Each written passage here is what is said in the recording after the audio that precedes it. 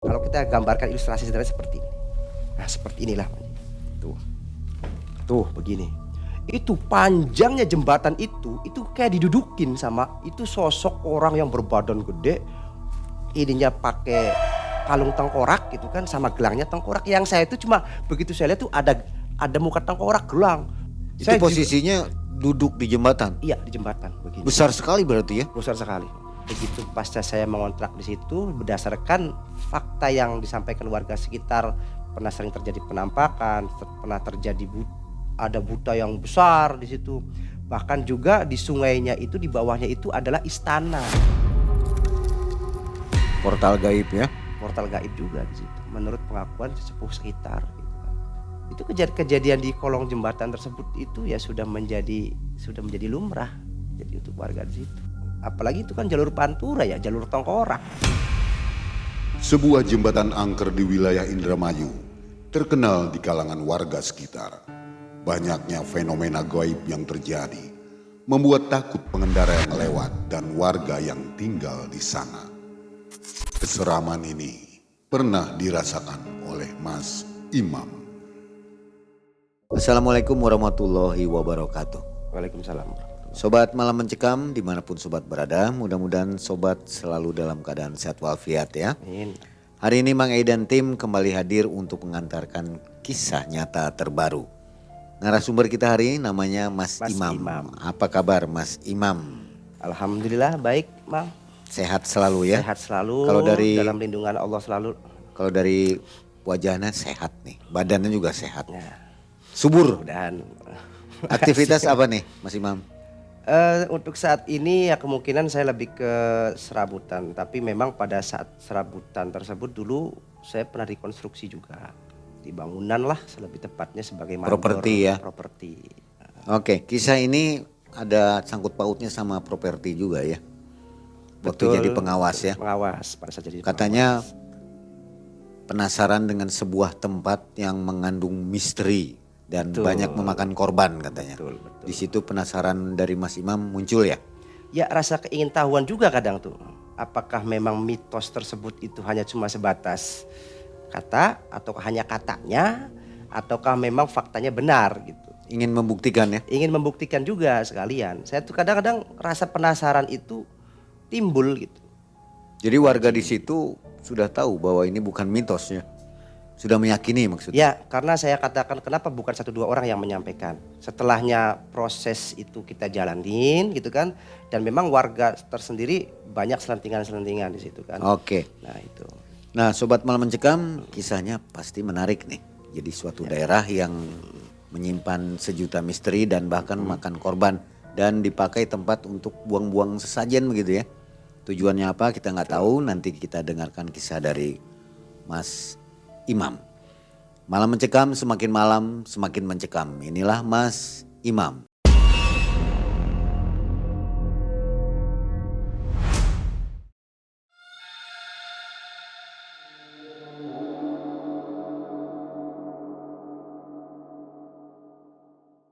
Jadi begini Bang ini kisah pribadi saya sendiri yang memang itu pasca di awal periode tahun 2019.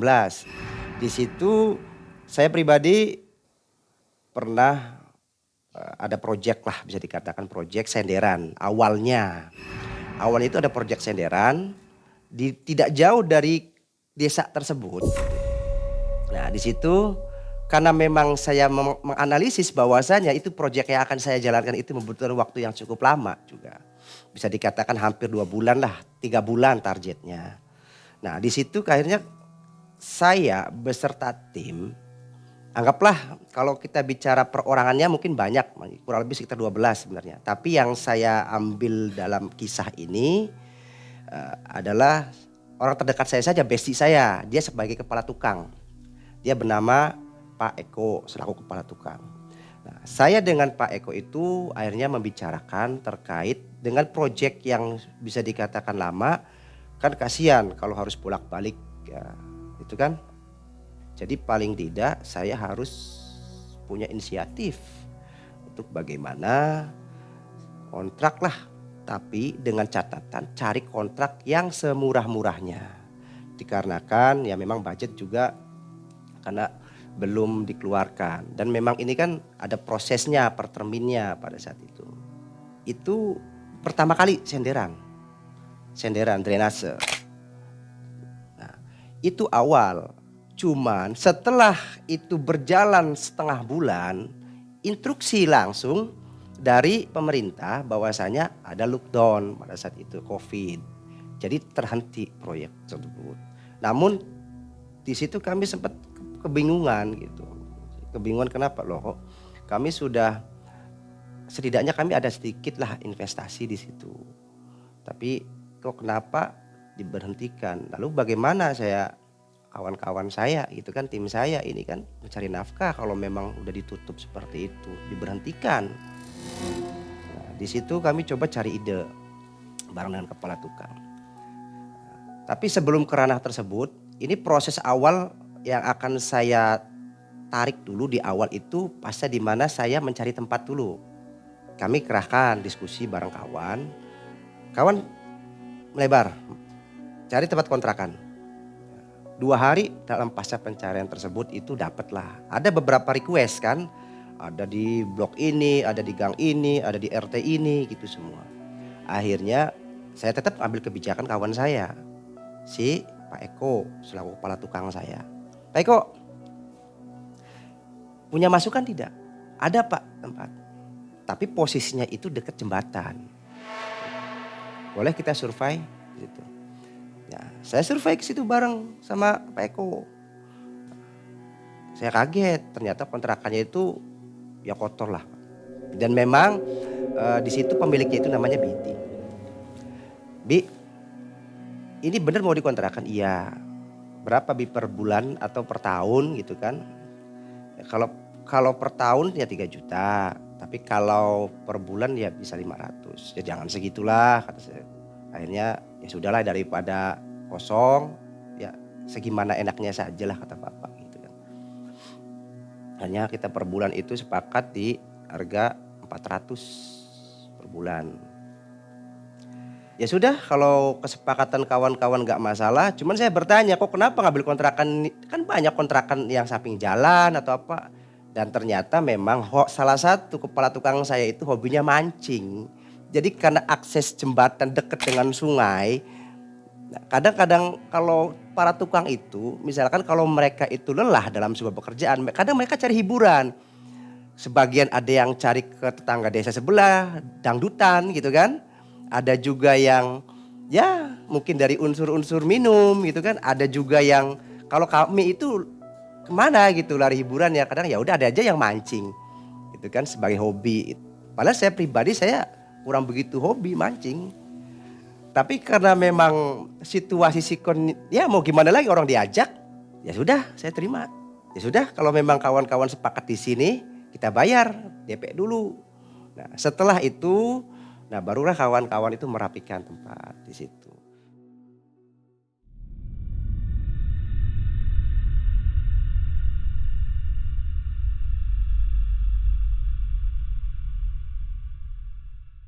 Saya dan kawan-kawan fix lah kontrak di tempat itu.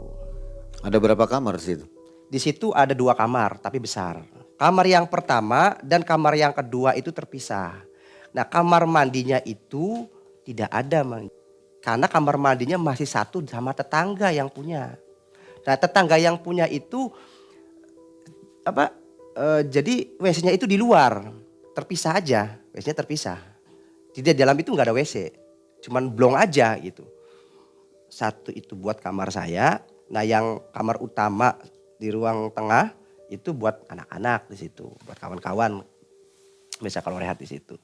Kami berkoordinasi dulu dengan pihak RT setempat. Nah si Pak RT tersebut menyarankan kalau Mas benar mau kontrak di situ. Pak RT menyarankan Mas coba datangi ke sepuh. Namanya Ki Enom. Akhirnya saya datang ke Ki Enom, ada apa gitu. Ini nama samaran ya? Ya Ki Enom nama samaran. Saya kasih nama samaran aja Ki Enom. Ki Enom tersebut dia itu sedikit saya menyampaikan terkait Pak Ki, saya kan sampaikan Aki aja. Ki itu saya warga baru di situ, mungkin saya akan ngontrak kurang lebih sekitar antara setengah tahun lah paling tidak maksimal saya di situ. Nah ternyata tuh Bang ada permintaan dari sepuh tersebut. Yaitu pertama saya itu harus menyiapkan kayak semacam apa tuh. Mungkin Bang tahu kalau misalkan kayak lidit yang dibakar tuh Bang kayak semacam dupa apa itu ya, dupa lah gitu kan. Beli dupa sama beli beras merah 1,5 kilo, udah itu aja. Beras merah 0,5 kilo sama itu dupa itu, lidi itu. Kemenyan ya. Ya kayak semacam kemenyan, tapi itu karena mungkin lebih praktisnya pakai itu aja, pakai dupa kan itu yang lidi itu. Setelah selesai, saya sama Aki tersebut, Ki ini saya titipannya, ya sudah. Jadi nanti itu katanya sih, kata Ki itu mau dikasih pagar gaib atau apa itu, buat apalah biar nanti jangan banyak serangan atau apa gitu kan. Ya kita nurut aja lah kalau memang itu. Nah selesai berdoa, di situ baca sholawat apa di tiap 4 sudut itu. Jadi di setiap sudutnya dikasih itu malam tuh nama beliau. Dan alhasil selama proyek berjalan itu ya kita pagi aktivitas, sore pulang, mandi. Kadang ada yang kawan ya sambil mancing, kadang ada juga yang kalau pulang ya kalau masih daerah situ pulang gitu kan. Nah, selama 2 minggu kami di situ itu tidak terjadi hal sesuatu yang menjanggal apapun di rumah tersebut tuh. Terus setelah itu selesai ditutup. Nah kami itu sempat off karena pasca COVID itu. Nah akhirnya teman-teman itu berinisiatif pulang. Cuman saya di situ melakukan istilahnya. Setelah kalau memang itu sudah tidak ada lagi proyek, ini kita bagaimana ke depannya. Sedangkan sesuai dengan perjanjian kontrak sendiri itu kan belum terlaksana. Kalau terusan seperti ini ya kita konyol gitu. Karena uang habis, upah habis, sedangkan pengerjaan sendiri kan diberhentikan pada saat COVID. Namun tidak habis pikir kita, cuman saya berkoordinasi dengan Ki Enom sendiri. Nah, Ki Enom itu punya ponakan. Nah, anak ponakannya Ki Enom itu selama saya di situ dia tuh sering main. Karena dia suka anaknya suka musik. Apalagi saya paling suka. Kalau saya kan kalau waktu santai sering main-main di itu. Main gitar gitu kan di kafe akustik gitu kan. Ini saya kasih nama si Nanto. Biasa dipanggil si Ato, namanya si Nanto nama aslinya. Cuman saya biasa panggil Ato saja. Nah si Ato ini setiap hari itu selama saya di situ dia sering hadir. Bahkan tidur di situ, padahal dia punya rumah di daerah situ juga. Tapi lebih ikut nimbrung ke kita, malah ikut tidur ke kita gitu di mes itu kan. Kita anggap itu mes lah. Nah pada saat dalam keterpurukan saya diantar sama si Mas Ato itu kan. Ayo ikut sama saya. Coba kita di situ kebetulan ada proyek pembangunan perumahan subsidi katanya. Nah, kita ke situ coba menawarkan jasa. Barangkali perlu gitu kan untuk manpowernya kita udah siapkan. Kenapa? Karena berhubung proyek yang kita jalankan itu diberhentikan sementara, kami nganggur. Kontak lagi kawan-kawan gitu kan. Ada yang sebagian hadir, sebagian lagi kawan-kawan itu ya karena mungkin sudah dianggap tidak berjalan proyek dia cari pekerjaan yang lain gitu kan. Nah, di situ tuh. Dalam proyek tersebut akhirnya diperpanjanglah kontrak di situ yang tadinya rencananya sebulan saja karena memang sudah tidak ada lagi pekerjaan, karena memang ada bantuan dari proyek swasta. Nah, akhirnya saya ditambahlah kontrak, perpanjang kontrak lagi di mes tersebut. Nah, disinilah berawal proses perjalanan, ada sedikit kebuka di situ kami Pak. Di situ setelah terbukanya itu akhirnya alhamdulillah kawan-kawan juga sudah mulai ada kegiatan. Dan akhirnya kami berjalan sesuai aktivitas seperti biasa. Pagi berangkat, sore ya pulang, mandi. Ya sebagian cari hiburan, ada yang ke kota, ya serak. Nah kalau saya pribadi di situ kebetulan karena saya dekat dengan kepala tukang saya Pak Eko, sama kebetulan di situ ada Mas Ato juga. Nah ya sudah kami bertiga itu dan ada kawan saya lagi juga kan di situ. Satu saya angkat lagi, dia kawan lagi, dia juga kepala tukang. Dia ahli di bidang pengalasan. Namanya itu si Ipai. Nah si Ipai ini ya sama dengan kita. Jadi kita tuh bestie bertiga itu. Si Ipai, si Mas Ato, sama satu lagi kepala tukang saya nomor 1 itu si Pak Eko. Kami bertiga itu ya sudah deket lah, kita anggap bestie di situ. Karena waktu mengisi waktu kekosongan, nah disitulah kami itu awal pertama itu Mang saya itu diajak mancing di bawah jembatan.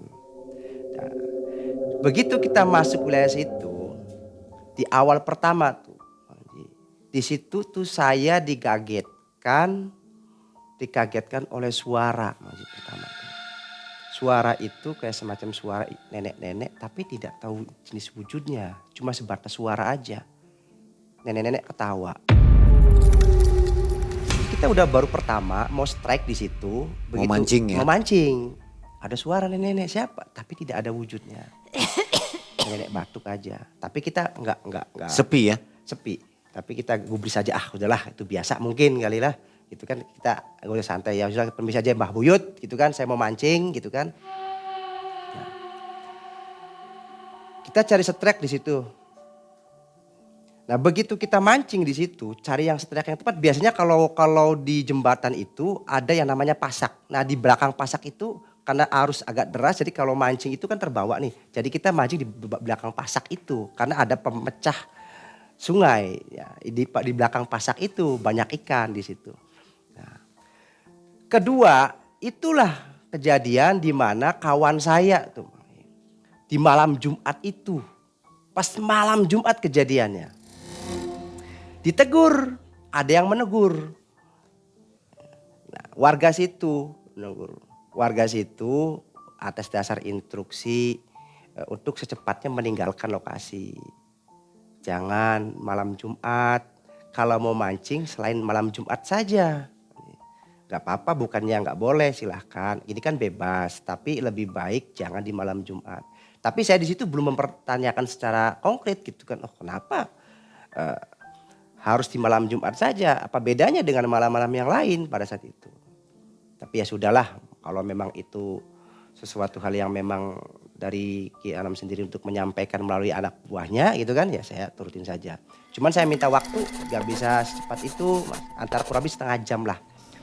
Setelah pemberangkatan itu setengah jam kami siap-siap, ngabisin umpan aja tinggal sedikit lagi itu. Ngabisin ini jangkrik umpan. Nah, di situ tuh Mang Nah kawan saya si Ipai itu, nah di sini dia itu diam sambil begini nih. Nah, gini aja dia berdiri aja gitu ngadep ke atas jembatan. Saya pikir saya lemparkan sama batu. Woi, diem aja. 2 kali saya lempar lagi, diem aja. Kenapa ini? Dia gemeteran. Si Ipai ini gemeter. Kok itu kenapa kok si Ipai? Iya itu kenapa ya? Ayo kita. Karena posisi dia kan lagi ngasih umpan nih. Mas yang jari umpan. Nah kita agak jauh berapa meter ke sana di belakang jembatan gitu kan. Begitu saya ke situ. Itu saya pikir itu tuh pasak. Taunya itu kaki. Di jembatan itu tuh kalau kita gambarkan ilustrasi sederhana seperti ini. Nah seperti inilah. Tuh begini. Itu panjangnya jembatan itu kayak didudukin sama itu sosok orang yang berbadan gede. Ininya pakai kalung tengkorak gitu kan sama gelangnya tengkorak. Yang saya itu cuma begitu saya lihat tuh ada muka tengkorak gelang. Nah posisi begini.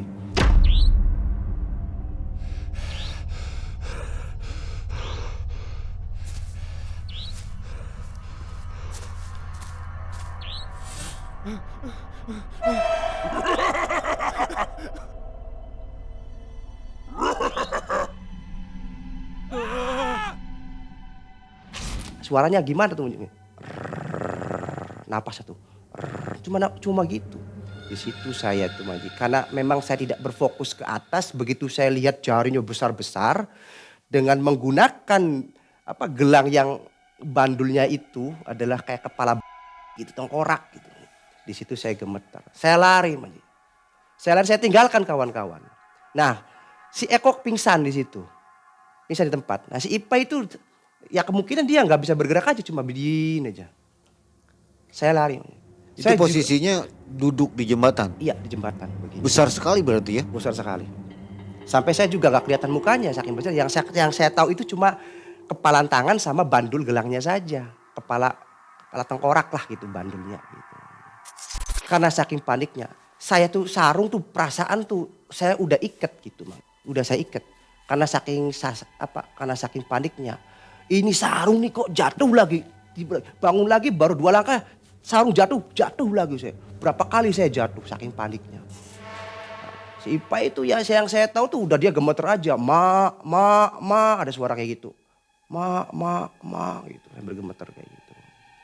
Setelah saya nyampe rumah itu baru di situ ada Ki Enom nyamperin langsung. Ki tolong Ki. Saya tuh kan. Tolong Ki. Langsung saya mau udah kamu masuk aja. Nah seling berapa menit, 15 menit itu udah dibawa itu. Si Eko sama si Ipa itu situ. Pancing sudah tinggalin itu, sudah nggak tahu mana pancingnya itu. Udah kita tinggalin saja pokoknya. Saya tuh belum pernah gitu seumur-umur kayak gimana sih sosok yang saya tahu itu hanya sebatas paling suara gitu kan. Nah, dikerjain pernah gitu kan. Nah, semenjak kejadian itulah di malam hari saya tuh merasa tidak tenang di situ tuh. Mulai saat itu banyak sekali kegaduhan gitu kan. Kayak apa ya? Kayak atap tuh biasanya kan kalau tikus itu kan guruk gitu enggak. Jadi tok itu. Jadi ada suara tok-tokan tapi pindahnya itu kalau tikus kan biasanya kan pasti kalau lari atau apa kan gitu kan. Nah, itu mah tidak. Itu saya tuh semalaman diganggu akhirnya. Akhirnya kami tidur bareng-bareng di ruang tengah. Ya sempat juga ada gelas pecah tanpa tidak tahu ada orangnya di situ.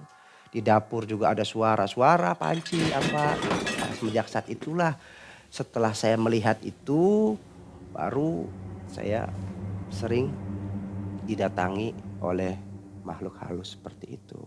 Bang E.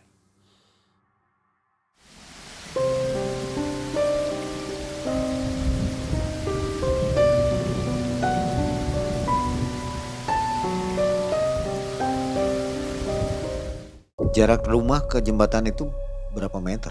Kurang lebih sekitar 100 meter lah. Dekat ya? Dekat. Karena memang hanya cuma kebun saja. Kebun warga, pisang.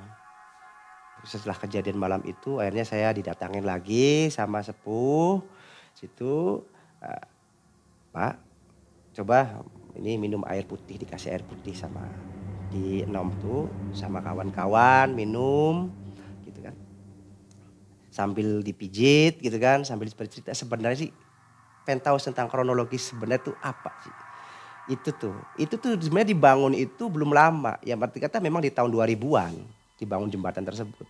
Nah di situ tuh itu sering sekali para pekerja yang sakit-sakitan, kadang yang kesurupan di situ. Bahkan alat berat sendiri pun juga kadang-kadang udah berapa kali ganti krem itu yang buat apa? Kalau misalkan besi itu buat nambak air itu kan untuk dibikin apa paku itu masuk ke situ dibor dikasih paku di situ tuh kan itu tuh berapa banyak itu biaya itu berapa banyak itu alat walaupun alat baru sekalipun taruhlah mungkin alatnya mungkin AKW atau mungkin alatnya sudah mungkin lama itu didatangkan alat baru juga sama sering macet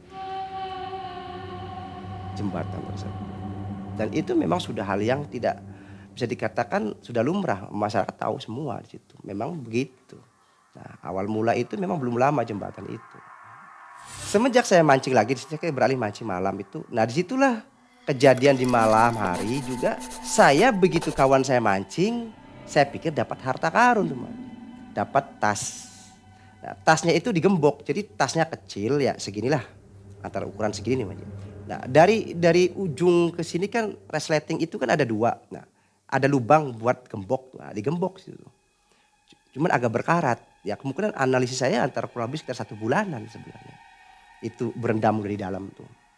Diambil dapat itu. Nah, dibawa pulang nggak berani buka di situ. Dibukanya itu kan di rumah, di mes. Nah, setelah nyampe di mes tuh itu si tas tersebut dibukalah, dipaksa. Saya pikir itu siapa tahu ada harta karun di dalamnya, entah cincin emas atau apa gitu kan. Mungkin anak-anak kawan-kawan itu berasumsi di dalamnya ada barang berharga dikiranya. Tas apa, perempuan atau tas laki-laki? Tas laki-laki, pocket. Tas laki-laki, selempangan tuh. Nah, di situ masuk. Nah setelah dibuka, paksa itu di dalamnya tuh apa tuh? Bang, tahu gak? Itu boneka. Boneka rajutan. Boneka yang saya bisa menganalisis bahwasanya mungkin itu adalah buatan tangan. Nah, kenapa saya bisa mengatakan itu buatan tangan, buatan manual orang tersebut? Karena begitu si boneka itu kita ambil, itu dilapisi benang. Ada benang wol. Nah, karena banyaknya benang wol, susah juga bukanya, jadi saya paksa pakai karter untuk membuka. Nah, begitu kita buka karter itu kayak serabut kelapa, bahan dalamnya itu serabut kelapa.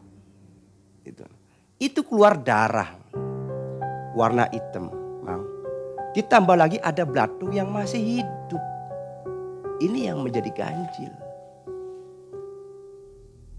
Ini yang menjadi ganjil saya temukan. Ada apa? Ya bagi saya yang merasa saya awam gitu kan, kok bisa gitu. Yang saya analisis itu nggak mungkin di dalam air gitu kan kita dapat habis mancing. Begitu nyampe rumah kok begitu kita belah itu keluar bercampur belatung. Di situ mereka kaget semua. Akhirnya dimasukin lagi, diikat lagi gitu kan. Termasuk ada fotonya juga di situ, ada paku-paku karat lah yang sudah karat, yang bengkok-bengkok itu kan di dalam situ, di dalam tas itu, di antara isinya tuh. Dikembalikan lagi, dibuang lagi ke sungai tersebut. Seling kejadian itu, seling setelah dibuang itu, nah, besok malamnya di situ tuh mulai lagi banyak suara. Nah, di situ kami penasaran, ini sebenarnya kok suara perempuan malam-malam gitu kan. Ada suara perempuan di situ. Ya memang udah bisa menggambarkan. Kami udah bisa menganalisis, itu mungkin kayak semacam makhluk itulah sakral. Ya udah bisa dipastikan gitu kan, karena memang suaranya juga udah nggak asing gitu lah sebenarnya. Ketawa, kadang nangis ke malam hari itu kan. Kami belum berani untuk keluar dan kami hanya di mes aja pada saat itu. Memang pada saat itu karena kondisi darurat yang memang harus ke kamar mandi. Nah, di situ kawan saya mau saya bangunin, kawan saya masih tidur, susah dibangunin, ya mau nggak mau saya keluar sendiri. Nah di belakang mes itu saya itu kan ada asem, ada pohon asem. Nah, disitulah baru saya melihat sosok perempuan yang sambil menggendong bayi gitu kan. Tapi bentuknya itu udah di apa, kalau bayinya itu dicekedong tuh sama tapih putih gitu kan. Perempuan bergaun putih. Nah, di situ saya pikir itu kan siapa putih, saya pikir orang biasa, orang mau ngeprank gitu kan. Nah, begitu saya deketin hanya cuma dalam beberapa langkah lagi, tiba-tiba pandangan saya tuh tiba-tiba tuh berkunang. Jadi begitu lihat postur rambut itu ada, tapi begitu nyampe pusar ke bawah itu kalau foto tuh udah ngeblur. Tapi saya coba alihkan pandangan sedikit ke samping, itu normal. Begitu lihat ke situ lagi sakit, kayak rabun mata saya gitu. Sosok itu.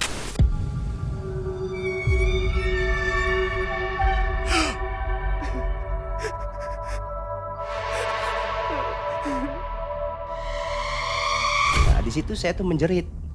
Karena di situ saya ya udah pasti saya udah gemeter, udah menjerit.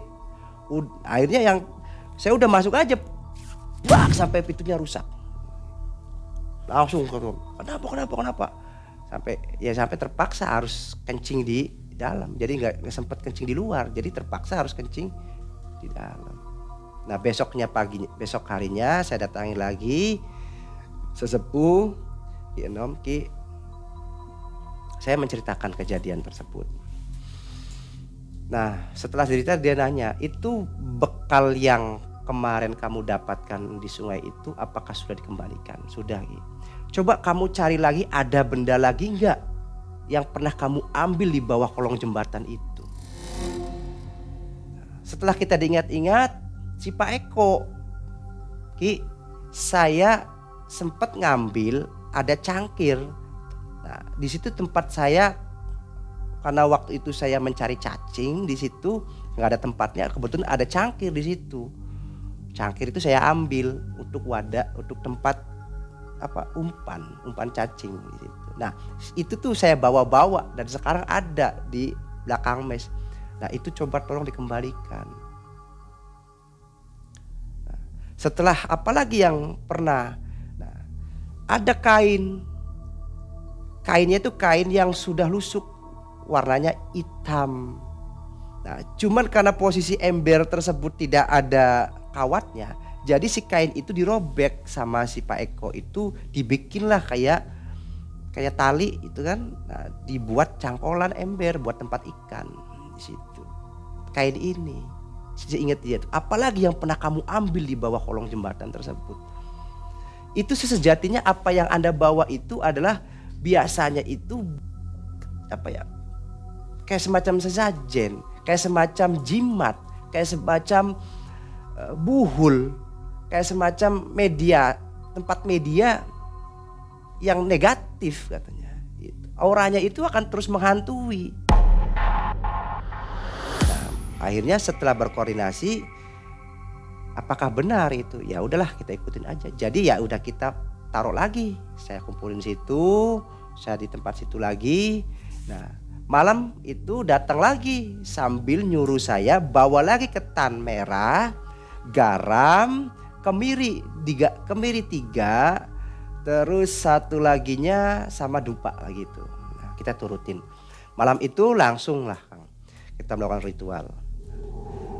Pasca setelah melakukan pagar itu, alhamdulillah kami aman lagi di situ, tidak ada gangguan. Nah, termasuk ya suara-suara yang perempuan tersebut biasanya sering menghantui di belakang rumah, di asem, itu sudah nggak ada lagi. Nah, itu terutama teror yang kami takuti itu adalah sosok perempuan itu. Jadi ketawanya itu jadi kayak ketawa suara kambing gitu, kayak kambing mau kawin gitu kan, suaranya kayak gitu, kayak gitu suaranya. Hasil kami setelah berjalannya proyek di situ, ya akhirnya ya sudahlah, kita coba karena pembangunan itu sudah hampir 60%, sudah mulai ada atap. Nah, di situ kita sering lembur, jadi jarang pulang. Akhirnya ya sudah hampir 1 minggu lebih lah saya tuh nggak di mes. Jadi kawan-kawan tuh sudah menempati rumah subsidi yang sudah hampir jadi itu, yang sudah ada atapnya. Jadi ya sudah pindah ke situ pada saat itu.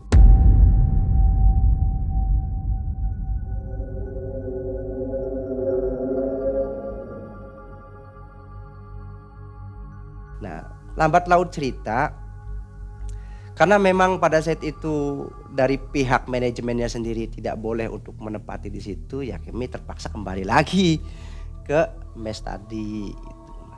Nah, di mes tadi gimana nih kawan-kawan, ini setelah kejadian yang memang yang setelah terjadi nih harus bagaimana? Ya kita itu kan kadang anak muda itu, saya tuh nggak sadar gitu dengan apa yang saya perbuat, kawan-kawan yang perbuat itu ternyata tuh berimbas gitu pada akhirnya.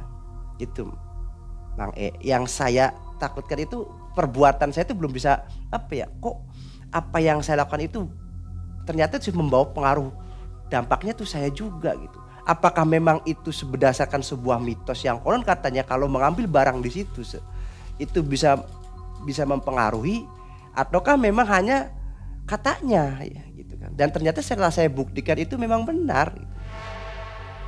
Jadi segala apapun yang kita temukan di jalan tersebut, di kawasan areal tersebut gitu, kalau kita mengambil salah satu benda sejenis yang seperti itulah, benda yang bukan benar yang agak kayak semacam ada cangkir, ada cepon, ada kendi gitu kan di situ tuh.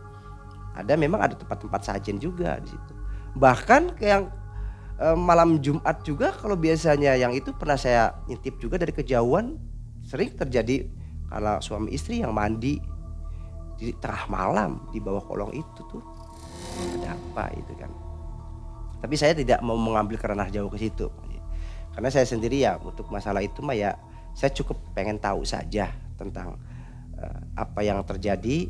Begitu pasca saya mengontrak di situ, berdasarkan fakta yang disampaikan warga sekitar, pernah sering terjadi penampakan, pernah terjadi ada buta yang besar di situ. Bahkan juga di sungainya itu, di bawahnya itu adalah istana.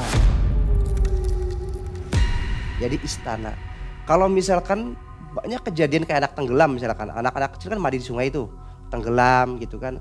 Kebanyakan itu orang yang dari wetan. Kalau tenggelam di situ biasanya dikasih bantalan gitu kan.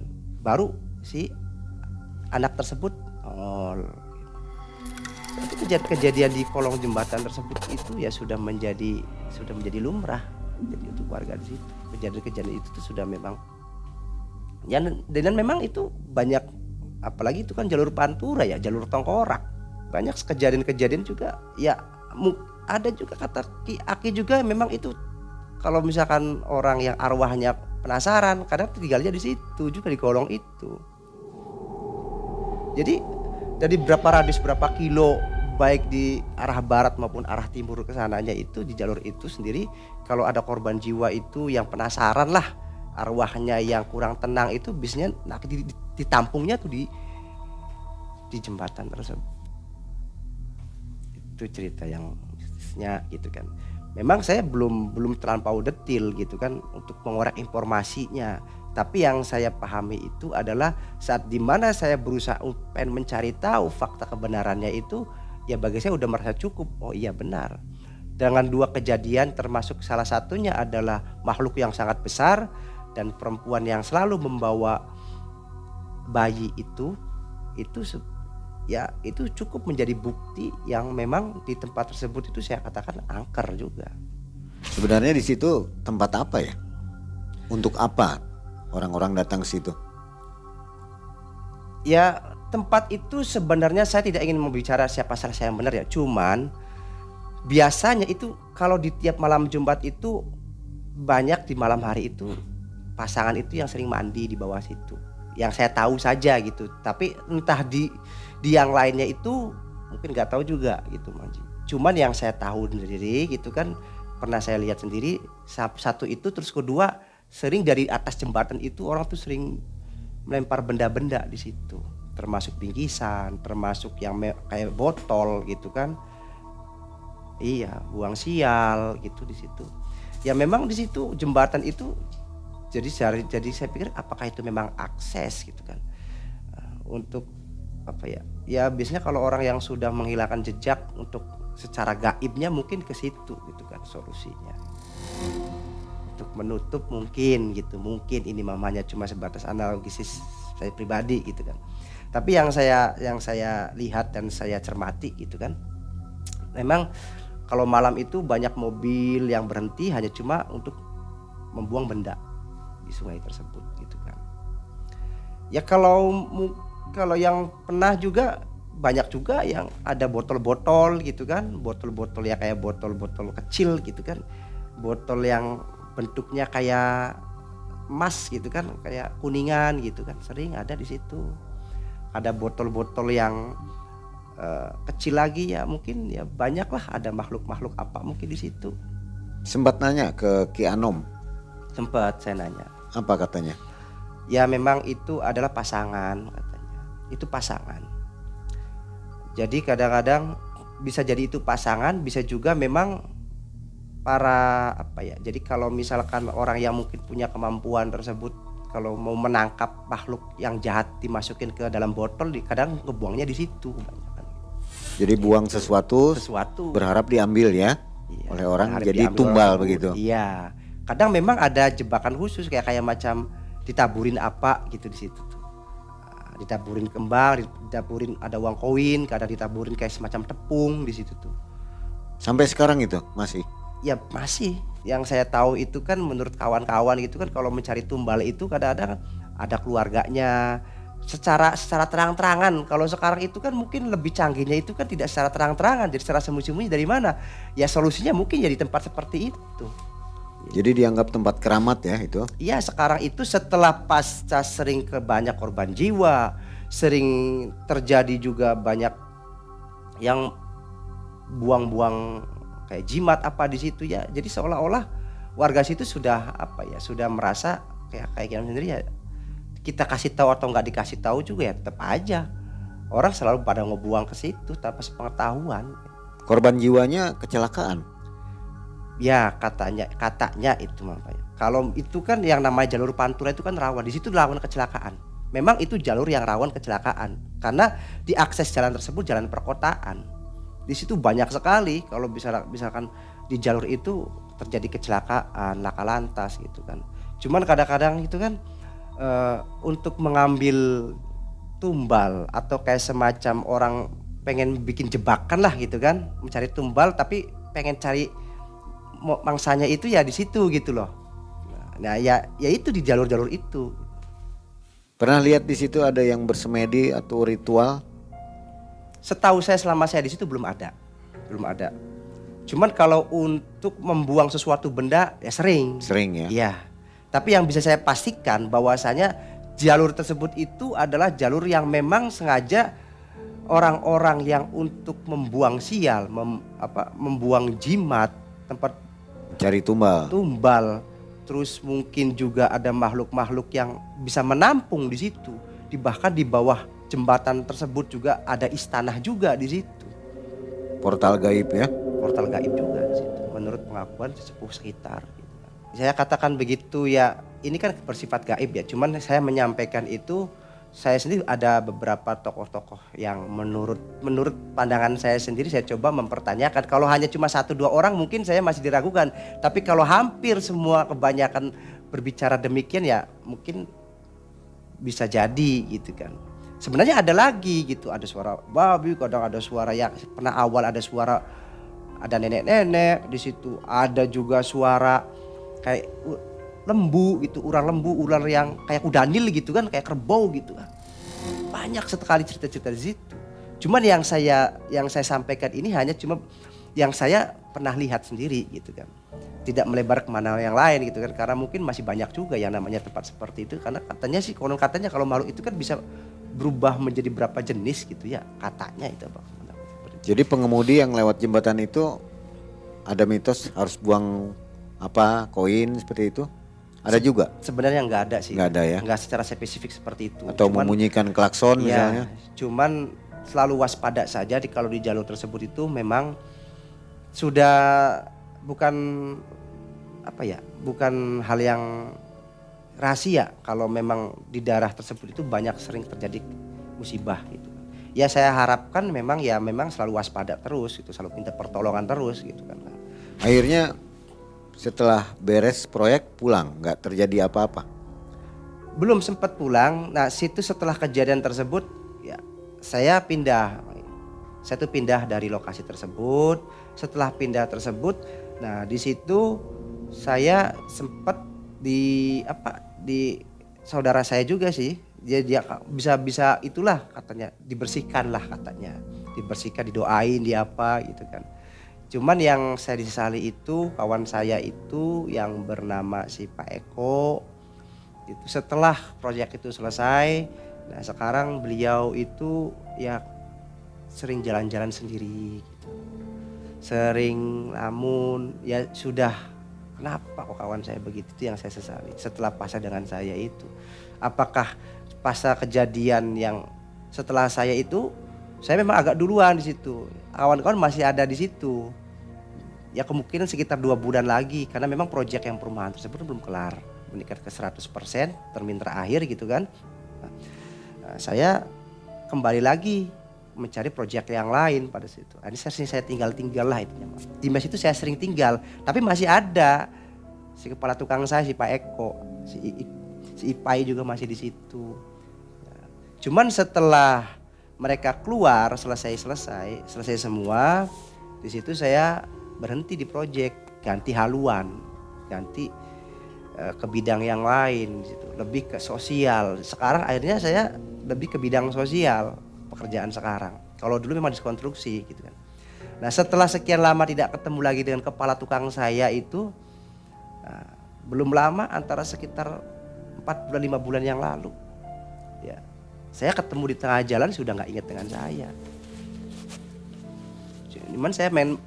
Cuman saya masih penasaran, belum saya coba tanyakan ke keluarganya gitu terkait yang saya tahu itu terakhir itu kata temennya lagi gitu kan, katanya itu setelah pasca proyek yang dikelola oleh saya beserta Pak Eko dan kawan-kawan itu, nah semenjak proyek itulah dia mulai sedikit ada gangguan mental di situ.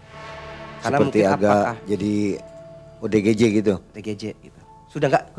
Udah nggak kenal saya, Pak. Saya pikir bercanda gitu kan, tapi bener. Tidak ada ditutupi. Udah rusak semua, udah penampilannya sudah acak-acakan, sudah tidak enak lah didengar. Jalan-jalan di jalan-jalan begitu. besar ya. Jalan-jalan aja, ya kerjanya ya udah jalan aja. Nggak ada kegiatan ini. Tapi sempat dia itu, nah setelah proyek itu selesai dia jadi satpam. Pernah jadi satpam dia di pabrik gitu, tapi nggak lama ya setelah jadi satpam itu. Nah di pabriknya juga nggak jauh dari jembatan itu juga, sekitar kurang lebih antar setengah kilo lah dari jembatan itu ada pabrik. Nah di situ jadi satpam di situ dia. Nggak lama ya. Believe it or not, silahkan Anda menilai bagaimana perasaan Anda kalau melewati daerah itu. Sayang kita nggak bisa tampilkan gambar dan titik tempatnya ya. Titik tempatnya. Dan Sobat Malam Mencekam, kita akan jumpa lagi di video selanjutnya. Terima kasih. Assalamualaikum warahmatullahi wabarakatuh. Waalaikumsalam warahmatullahi wabarakatuh.